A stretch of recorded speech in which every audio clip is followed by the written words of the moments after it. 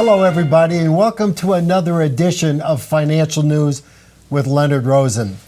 From our beautiful offices here in Los Angeles, we are so excited to have Sam Cohn with National Equity Funding join us. And a lot of people who watch our program are watching it for information in terms of emerging opportunities, not only in the equities markets, but also in the real estate market. Sam's the president of National Equity Funding in Irvine, California. Sam, thanks for joining us today. My pleasure, Leonard. Sam, give us a little bit of history of who Sam Cohn is and how your career has brought you to where you're at now. Well, my background's very unique. I actually started out in the automobile business, sweeping floors, and then I cold called and bought a Ford Lincoln Mercury dealership. Did very well with the dealership, found it's very, very cold in the Midwest, and returned home. And while I had my dealership, I developed an in-house finance and lease program. And this custom tailored the financing and purchase and lease of automobiles to people that had unique needs. So through working in this industry, I found a similar type of need and created National Equity Funding. What was your nickname when you're in the car business? Conan the Barbarian. Because Sam makes an interesting comment. He said,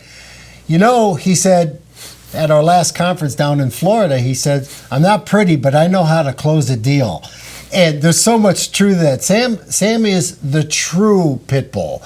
You give Sam a bone, and he will gnaw on that bone until that deal is done. And I respect that. And so it's hard to get Sam over here to our studios today because Sam literally is working deals all day long. So I really appreciate you taking the time out to be with us today. Talk to me about National Equity Funding. Started off as a broker? That's correct. Tell me about it. Well, I formed National Equity Funding after entering the business with a partner. And my partner actually sent me to Leonard's school, the Pitbull Mortgage School. I thought Leonard started at 8:30. I showed up at 8:45. Leonard started at 8 o'clock sharp. Well, by 10:45, after sitting in the back row, I knew I made a mistake. That Pitbull and Leonard Rosen was absolutely the real deal. And my business has grown by attending Pitbull and learning from Leonard and the Pitbull family. Well, I should also say, and I don't want to turn this into a commercial for me because this is not what this is about, but Sam hasn't missed an event in like almost 10 years. Let's get back to why we're here today, National Equity Funding. You've primarily utilized National Equity Funding in the marketplace as the go-to source for commercial deals. So tell me about the kind of commercial deals that you've done over the years, the kind of deals that you're working on, the kind of commercial deals that you close on. We actually close on a wide variety of deals. For example, currently we have several commercial properties. We have one gentleman that has tax liens totaling in excess of $1 million. His bank has called his note, and he is currently in foreclosure, and we are doing a foreclosure bailout for him and paying off his taxes. The nice part about this is that our loans are all very secure. The ones that National Equity Funding does are traditionally first trust deeds with low loan to value, so that we can offer a lot of security to our investors and do everything that we can to assure our clients' success, our borrowers' success. Now, you don't get involved in rehabs. No, we don't. We do not get involved in rehabs. Because, a lot of private money lenders today, it seems like it's the soup du jour, is Correct. To get involved in the rehab market. You're strictly small balance commercial. We are small balance commercial, and we will do opportunistic purchases. and cash outs on single-family residences 1 to 4 in the state of California. However, as our name implies, National Equity Funding, we do commercial loans nationwide in most states. Okay. Talk to me now about the fund itself, the National Equity Fund. Tell me how it functions. Tell me about the loan-to-value ratio. What's in it for the investor? The kinds of loans that you're funding. Talk to me a little bit about that. The properties that we will loan against are low loan-to-value. We will cap our LTVs. Meaning what, Sam? Tell me what low loan-to-value means. Okay. And for the viewers who are not familiar with the phrase loan-to-value, also explain that. Okay. The loan-to-value, or the acronym is actually LTV, is that we loan based on the equity in the property, Leonard. So the valuation of the property is always key. That is absolutely the key. What we want to do is any loan that we make, we want to make sure that our investors' money is secure and that they get a regular return on their money. So when a loan scenario comes to you, you underwrite the loan. That's correct. And you determine the valuation based on a wholesale valuation, not a retail valuation. Exactly correct. Exactly correct. We look for a wholesale market value, a quick sale value in the unlikely event that we have to take a property back. We want our investors' money secure. We want to make sure that we get all their money back to them, back in the fund, and that they receive the rate of return that they expect. Okay. So valuation's a key.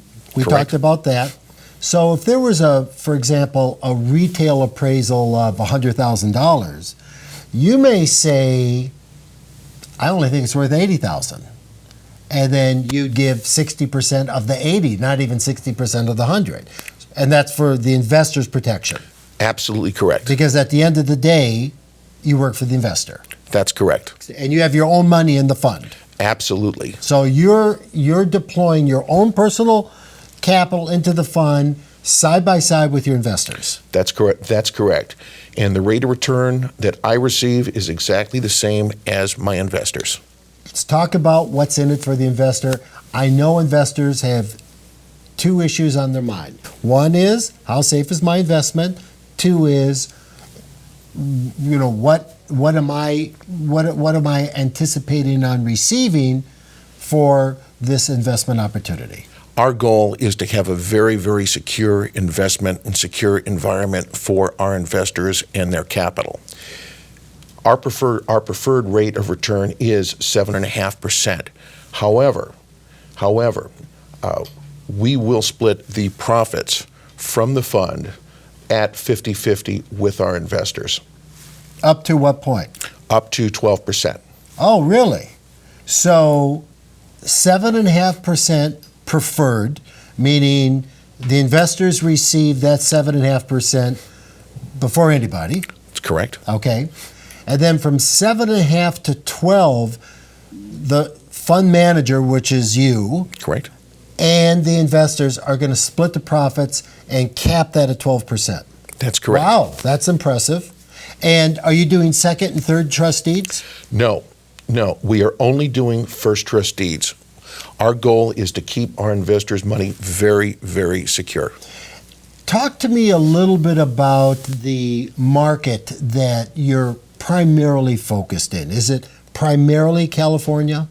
It's primarily California. However, if we see deals that make sense in other parts of the country, for example, the Midwest, we look to do commercial property, income producing, and multifamily.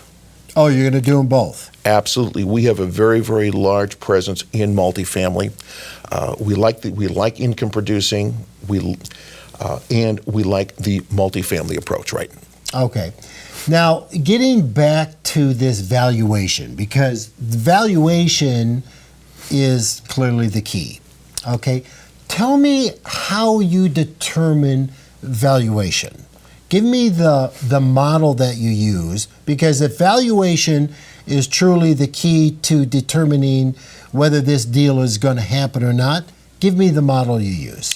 The basic model that we use is we will use any combination of appraisals, broker price opinions, and literally going out and checking the market for ourselves. In fact, we will not loan money on a property without myself or one of our representatives physically walking and touching the property. Oh, so you go out on every deal? Myself or one of my representatives goes out on every deal. Okay, so you're using an appraisal as one of the guides. As a guide. You're using a broker's price opinion, which is you hire a broker in a particular market to give you comps and so forth.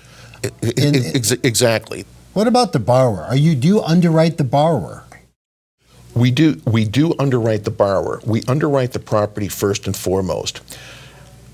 After looking at location, the three things that we look at in a deal are, number one, the benefit to the borrower. And just because the borrower says there's a benefit doesn't necessarily mean it's so.